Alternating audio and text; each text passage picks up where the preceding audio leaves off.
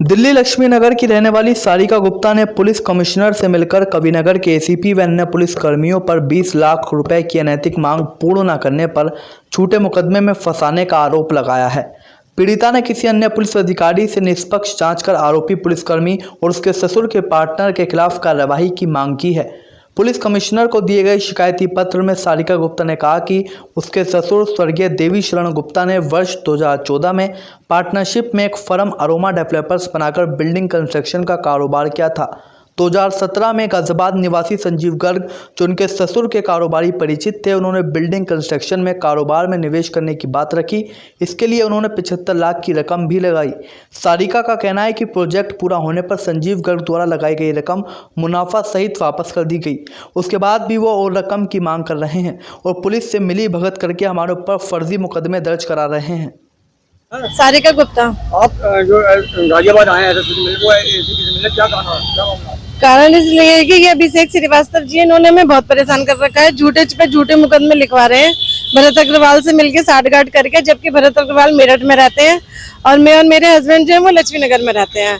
और इन्होंने झूठे मुकदमे पे मुकदमे लिखवाए जा रहे हैं। कह रहे हैं मैं 20 लाख रुपए दो, नहीं तो हम तुम्हारे खिलाफ झूठे पे झूठे मुकदमे लिखवाएंगे। मैं एक टीचर हूँ, मेरे हस्बैंड एडवोकेट है और मेरे ब्रदर इन लॉ है, उनके खिलाफ भी मुकदमा है। वो दोनों डॉक्टर हैं, मेरे जेठ जेठानी दोनों डॉक्टर हैं और कह रहे हैं कि हमें जान से मारने की धमकी दी है। एक नई FIR करी है उसमें ना कोई स्थान बताया है, ना तारीख बताई है, ना जगह बताई है, ना ये बताया कि हमने कब और कहाँ जान से मारने की धमकी दी है। हमें बहुत ज्यादा परेशान कर रखा है। पहले भी इन्होंने ऐसे झूठे मुकदमे लिखवाए। इस मामले में आपके खिलाफ रिपोर्ट रखी गई है?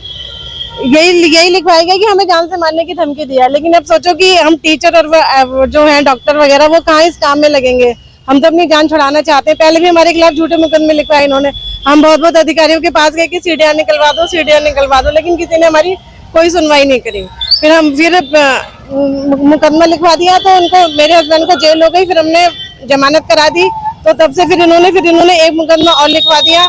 ऐसी हमारे हैसी पर दरोगा सहदेव जी से, वो भी हमें परेशान करते थे, बार बार बुलाते थे और फिर रिपोर्ट लिख देते थे कि आए नहीं। फिर एक विनीत चौधरी थे, उन्होंने इनको गिरफ्तार कर लिया झूठे केस में फंसाकर।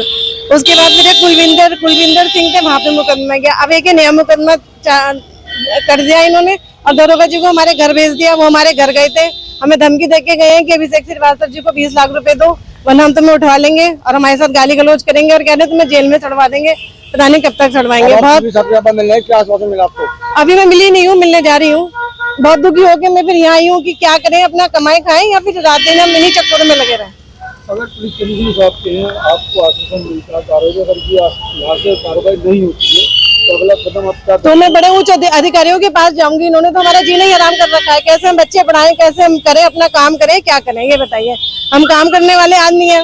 अभिषेक श्रीवास्तव जी की जो भरत अग्रवाल है उनसे साठगांठ है, तो वहाँ से वो उनसे झूठे मुकदमे लिखवाते रहते हैं हमारे खिलाफ।